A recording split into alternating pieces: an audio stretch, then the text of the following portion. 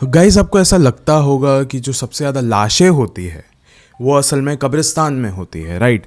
मतलब ऐसा सोचते रहोगे कि जितने मुर्दे हैं वो सबसे ज़्यादा वहीं पे हमेशा गड़े हुए रहते हैं, राइट। ऐसा नहीं है। अस्पताल, हॉस्पिटल, ये एक ऐसी जगह है जहाँ पे हर रोज़ मौतें होती है। एटलीस्ट मौत होने के कुछ वक्त तक तो सब्र किया जाता है एक मुर्दे को गाड़ने के लिए कब्रिस्तान में, लेकिन अस्पताल में तो तुरंत मौत होती है। वहीं पे मुर्दे को रखा जाता है। मुर्दा गड़ जाता है लेकिन उसकी जो रूह है वो अस्पताल में ही दफन होती है। एक चीज़ याद रखिए। एंड गाइस, ऐसी जगह है ना, आत्माओं से घिरी हुई रहती है। एंड ऐसी ही एक कहानी है मेरे पास भोपाल में। भोपाल में एक अस्पताल है, मैं उसका नाम नहीं लूँगा, लेकिन ये अस्पताल बहुत ही ज़्यादा हॉन्टेड है, असलियत में बहुत ज़्यादा हॉन्टेड है। एंड इस अस्पताल का 5th फ्लोर ऐसा माना जाता है कि वो सबसे ज़्यादा डेंजरस है। बताया जाता है कि उसके 5वें माले पे एक ऐसी रूह का बसेरा है जो कि किसी भी पेशेंट को वहाँ पे ज़िंदा रहने नहीं देती, जो कि यही चीज़ इतिहास रही है उस अस्पताल की। लेकिन गाइस, बहुत रिसेंटली वहाँ पे एक न्यू डॉक्टर गई थी, रश्मि उसका नाम था। उसे इस इतिहास के बारे में कुछ भी नहीं पता था।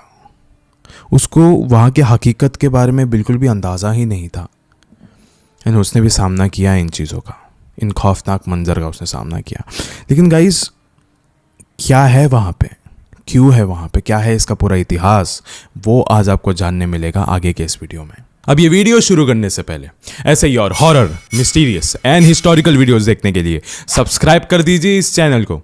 अब ये कहानी शुरू होती है। गाइस, जिस अस्पताल के बारे में मैं आज बात करने वाला हूँ, मैं ऑफकोर्स उसका नाम तो नहीं लेने वाला हूँ, लेकिन मैं आपको ये ज़रूर बता सकता हूँ कि वो भोपाल के कौसीपुरा इलाके में है। जो लोग शायद से अभी कौसीपुरा इलाके या फिर भोपाल में रहते हैं, उनको तो अब तक पता चल ही गया होगा कि मैं किस अस्पताल के बारे में बात कर रहा हूँ। एंड गाइस, उन लोगों को ये भी पता चल गया होगा कि इस अस्पताल का काला राज क्या है।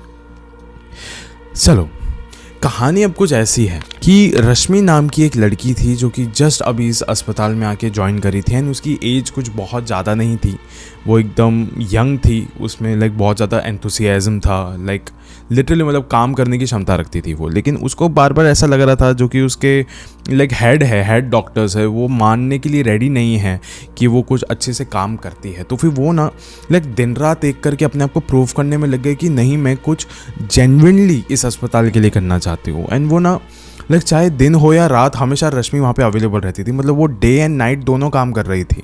लेकिन हर एक कॉमन इंसान को भी ये बात पता है कि एक अस्पताल में आधी रात को काम करना या फिर आधी रात में उसके सामने से भी गुजरना कितना ज़्यादा खौफनाक हो सकता है, कितना ज़्यादा दर्द हो सकता है वहाँ पे।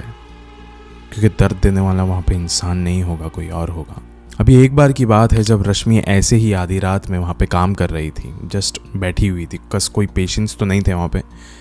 तो एक औरत ने उस हॉस्पिटल के दरवाजे के अंदर कदम रखा। एंड वो ना लाइक बहुत ज़्यादा एकदम ऐसा लग रहा था कि एकदम गलत हालत में है वो, बहुत एकदम बिगड़ी हुई हालत में थी। एंड उसको बहुत ज़्यादा दर्द हो रहा था, वो थोड़ा सा चिल्ला रही थी। एंड उसने अपने पेट को पकड़ के रखा हुआ था। एंड वो कहीं और नहीं गई, सीधा रश्मि के पास गई। वो औरत एकदम चिल्ला कर रश्मि को कहने लगी कि लाइक मेरे पेट में बहुत ज़्यादा दर्द हो रहा है, प्लीज़ मेरी मदद करो, और कैसे भी करके ये पता लगाओ कि मेरे पेट में हुआ क्या है, मुझे बहुत ज़्यादा डर लग रहा है अपने आप के लिए। एंड अभी आधी रात हो रही थी, मैंने आसपास हर एक अस्पताल में देखा, हर एक क्लिनिक में देखा, वहाँ पे कोई भी मुझे डॉक्टर ही नहीं मिला, इसलिए मैं इस अस्पताल में आ गई और सीधा आपके पास आके चली आई। एंड रश्मि ये सब कुछ देखकर बहुत ज़्यादा सहम गई थी। लाइक लिटरली वो बहुत ज़्यादा डर गई थी कि ये अचानक से क्या हो गया है उसके साथ। फिर उसने बोला कि चलो ठीक है, मैं आपकी मदद करती हूँ, पर आपको पहले फॉर्मेलिटीज़ आपको कंप्लीट करने होंगे, उसके बाद ही मैं आपका चेकअप कर पाऊँगी या फिर आपकी मदद कर पाऊँगी। एंड वैसे भी आपको इतनी आधी रात में अकेले नहीं आना चाहिए था, आपको किसी ना किसी के साथ होना चाहिए अभी फ़िलहाल के लिए। और उस औरत ने ये सब कुछ सुन के एकदम शांत हो गई। वो पहले तो उसने कहा कि मैं कैसे आ सकती हूँ किसी और के साथ, जबकि मेरा कोई है ही नहीं। रश्मि को भी अभी लाइक थोड़ा सा बुरा लगने लगा। एंड उसने बोला, क्या इसकी मदद मुझे अब खुद ही करनी पड़ेगी, क्योंकि और कोई स्टाफ मेंबर भी नहीं है। लाइक सारे जो भी स्टाफ मेंबर मौजूद है अभी इस अस्पताल में, सब अपने अपने कामों में लगे हुए। फिर उस वक्त उस औरत की हालत देखने के बाद रश्मि को लगा कि ठीक है, मैं ही आपकी मदद करती हूँ, ओके फाइन। फिर उसके बाद रश्मि ने ना एकदम चुपके से हॉस्पिटल का फॉर्म निकाला एंड उसको फिल करना चालू कर दिया। फिल करने के बाद उसने वही चीज़ रिसेप्शनिस्ट को दे दी ऑफकोर्स एंट्री करने के लिए। एंड देन वो ना वहाँ से निकलने लगी, लेकिन फिर वो ना थोड़ा से साइड आई से देख सकती थी कि रिसेप्शनिस्ट ना उसको बड़े अजीबोगरीब निगाह से देख रही थी, जैसे कि पता नहीं क्या हो गया हो। देन उसके बाद रश्मि को शायद से ऐसा लग रहा था कि शायद से किसी एक पेशेंट का फॉर्म मैं भर रही हूँ, so it would be a problem. And उसके बाद रश्मि को ये भी लगने लगा कि शायद से ये मुझे नहीं करना चाहिए, और अगर किसी और को पता चला इसके बारे में कि मैं सब कुछ अकेले कर रही हूँ या फिर एकदम लाइक पर्सनल ले लिया मैंने इस चीज़ को, तो शायद से मुझ पर कुछ एक्शन भी ले सकते हैं।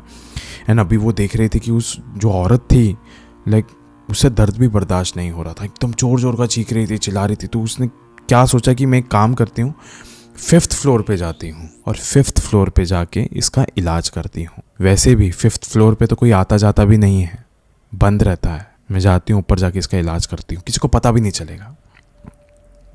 एंड जब रश्मि ने ये अस्पताल ज्वाइन किया था तो उस वक्त उसे भी बहुत ज़्यादा वियर्ड लगता था कि जब हर कोई इसका 1st, 2nd, 3rd, 4th floor तक यूज़ करते हैं, लेकिन फिर भी एकदम अच्छी स्पेस होने के बावजूद कोई भी 5th फ्लोर पे क्यों नहीं जाता, उसका इस्तेमाल क्यों नहीं करता। ऐसा तो है क्या वहाँ पे, लाइक व्हाट इज़ दैट। लेकिन फिर भी ये सारे थॉट्स को उसने इकट्ठा किया एंड सबको इग्नोर किया एंड वो फिर 5th फ्लोर पे 5वीं मंजिल पर उसने कदम रखा। जैसे ही वो दोनों वहाँ पे पहुँचे तो रश्मि ना बहुत ज़्यादा शॉक हो गई थी देख के कि जिस जगह को इस्तेमाल नहीं किया जाता वो इतना ज़्यादा साफ़ सुथरा है, साफ बेड है, मेडिकल इक्विपमेंट्स है लिटरली, एंड जो भी टूल्स एंड चीज़ों की हमको ज़रूरत है एक मेडिकल फैसिलिटी में, वो सब चीज़ें यहाँ पे अवेलेबल है, फिर भी यहाँ पे कोई इस्तेमाल नहीं करता। वो जो औरत थी उसको भी बहुत ज़्यादा दर्द होने लग रहा था एंड वो किसी एक बेड पे जाके एकदम लेट गई थी। उससे बोला कि प्लीज़ जो भी है यार मेरे पेट में, मुझे समझ में नहीं आ रहा है कि क्या है ये, प्लीज़ ज़रा इसका इलाज करो। फिर रश्मि भी जल्दी जल्दी लाइक आसपास में जो उसको इक्विपमेंट्स की ज़रूरत थी वो सब कुछ ढूंढने लग गई थी, लेकिन पर्टिकुलरली उसको जिस इक्विपमेंट की ज़रूरत थी वो उसे मिल नहीं रहा था। वो भी दूसरे कमरों में जाके ढूंढने लग गई। फिर उसको लाइक फाइनली थोड़े बहुत इक्विपमेंट मिले एंड वो वापस जा रही थी उसके बेड की तरफ एंड देखा तो वो औरत वहाँ पे थी नहीं, गायब थी वो।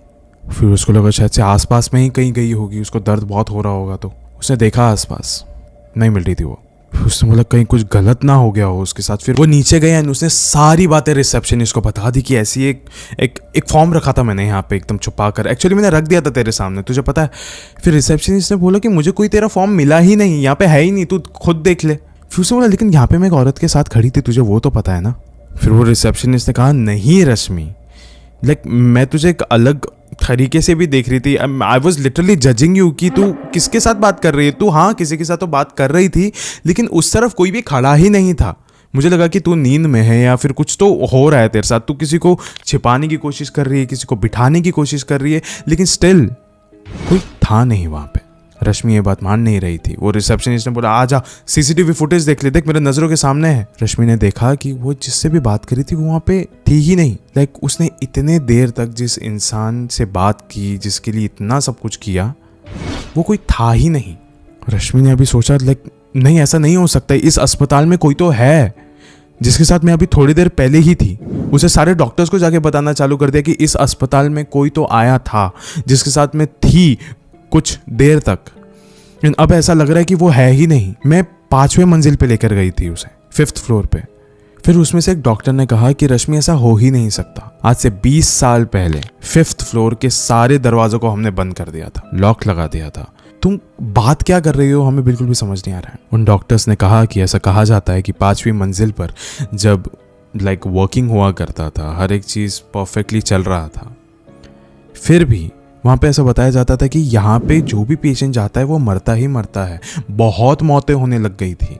जो पेशेंट्स के जो फैमिली मेम्बर्स थे उन्होंने भी ये वाली बात कंप्लेन करनी चालू कर दी थी कि हम जब भी यहाँ पे आते हैं या फिर अपने पेशेंट्स के लिए यहाँ पे बाहर रुकते हैं तो चीखने चिल्लाने की आवाज़ें आती है, जबकि हर कोई सो रहा होता है। हमको ऐसा कभी कभार दिखता है कि कोई तो पेशेंट है जो कि चल रहा है यहाँ पे, लेकिन वो भी किसी भी हालत से जिंदा नहीं दिखता है, पर मुर्दा ज़रूर दिखता है। हर कोई कहता है, हर कोई जब भी कोई पेशेंट भी जाता है उसके मौत के 1-2 दिन पहले वो हमें आगाह कर देता है कि यहाँ पे कुछ तो गलत है, जो भी है वो हमें मारने की ज़रूर कोशिश कर रहा है।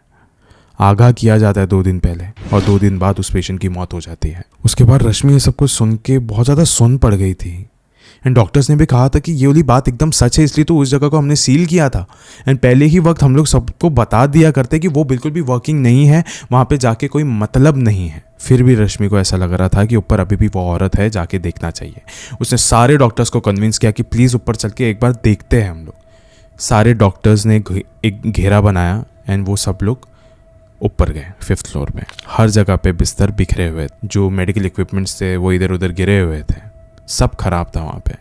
ऐसा लग रहा था एकदम स्टोर रूम टाइप बना हुआ है, वो अंधेरा था एकदम। एंड वहाँ पे वो औरत भी नहीं थी। ये सब कुछ देखने के बाद डॉक्टर्स एकदम पीछे मुड़ चुके थे अभी, कि अभी नीचे जाना है यार, बस हो गया अभी। जो रश्मि थी वो भी अभी पीछे मुड़ चुकी थी नीचे जाने के लिए, लेकिन उसने एक आखिरी बार सोचा कि मैं एक बार पीछे मुड़ के देखती हूँ। एंड उसने देखा, एंड वो औरत वहीं पे बैठी हुई थी। उसने बस एक मुस्कुराहट के साथ रश्मि को ये पूछा, आप वापस आ रहे हो ना? एंड गाइस, ये जो हॉस्पिटल की मैंने आपको अभी कहानी सुनाई है, ये कहानी कुछ समय पहले हुआ करती थी।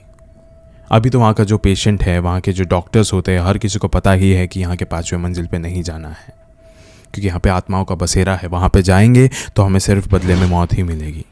तो इसीलिए गाइज एक और एक बात कहा जाता है कि अगर आप इन भूत प्रेतों की दुनिया में दाखिल नहीं हुए हो तो आप ठीक हो, लेकिन अगर आप दाखिल हो जाओगे तो गाइज़ ये आपको थोड़ी बहुत तो तकलीफ़ देंगे ही, और वो थोड़ी बहुत तकलीफ़ भी गाइज़ आप झेल नहीं पाओगे। एंड इसलिए गाइज़ आज इस वीडियो के अंत में मैं आपसे ये भी कहना चाहूँगा कि इन सब चीज़ों से चौकन्ने रहिए। जो अस्पताल होते हैं वो दिन में एक बार के लिए अच्छे लगते हो, लेकिन आधी रात में वो कब्रिस्तान से कम नहीं होते, क्योंकि वहाँ पे इंसानों के अलावा कुछ और भी चीज़ें होती है जो वहाँ पे भटकती है, जो कि इंसान नहीं है। चौकन्ने रहिए। शुक्रिया।